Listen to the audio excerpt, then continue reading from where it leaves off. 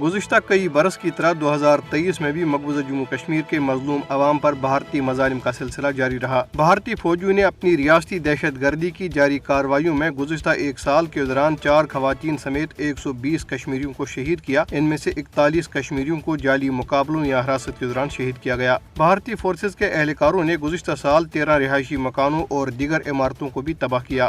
قابض فورسز کی طرف سے طاقت کے وحشیانہ استعمال سے کم از کم 107 کشمیری شدید زخمی ہوئے، جبکہ گھروں پر چھاپوں اور محاصرے اور تلاشی کی کارروائیوں کے دوران حریت رہنماؤں اور کارکنوں سمیت 3610 کشمیریوں کو گرفتار کیا گیا۔ قابض انتظامیہ نے لوگوں کو سری نگر کی تاریخی جامع مسجد میں 11 مرتبہ نماز جمعہ ادا کرنے کی اجازت نہیں دی۔ 4000 سے زائد کشمیری کالے قوانین کے تحت کشمیر اور بھارت کی مختلف جیلوں میں نظر بند ہیں۔ بی جے پی حکومت نے گزشتہ سال کم سے کم 14 کشمیری مسلم ملازمین کو ان کی ملازمتوں سے برطرف کر دیا۔ اس دوران 72 املاک، جن میں زرعی اراضی، مکانات اور دکانیں شامل ہیں، ضبط کی گئی۔ گزشتہ ماہ دسمبر کے دوران بھارتی فوجیوں نے 7 کشمیریوں کو شہید کیا، جن میں 3 کو دوران حراست قتل کیا گیا۔ دسمبر میں خواتین سمیت کم سے کم 97 نوجوانوں کو گرفتار کیا گیا۔ مقبوضہ علاقے میں گزشتہ 35 سال کے دوران 96,285 کشمیری بھارتی گولیوں اور ماورائے عدالت قتل کا نشانہ بنے۔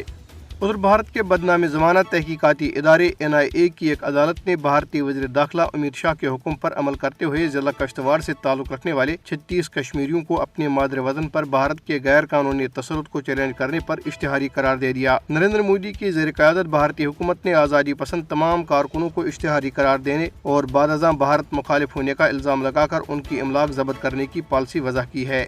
کل جماعتی حریت کانفرنس کے آزاد جموں کشمیر شاخ کے زیر اہتمام پاکستان کے دارالحکومت اسلام آباد میں مرحوم کشمیری دانشور پروفیسر نذیر احمد شال کو کشمیر کاز کے لیے سفارتی محاذ پر ان کی خدمات پر خراج تحسین پیش کرنے کے لیے ایک تعزیتی مجلس منعقد کی گئی۔ اس موقع پہ آزاد جموں کشمیر کے سابق وزیر اعظم سردار عتیق احمد خان مہمان خصوصی تھے۔ مجلس کے شرکاء نے کہا ہے کہ پروفیسر نذیر احمد شال ایک نڈر رہنما تھے، جنہوں نے مقبوضہ جموں کشمیر میں بھارتی فوجیوں کی طرف سے انسانی حقوق کی سنگین خلاف ورزیوں کو بین الاقوامی سطح پر مؤثر طریقے پر اجاگر کیا۔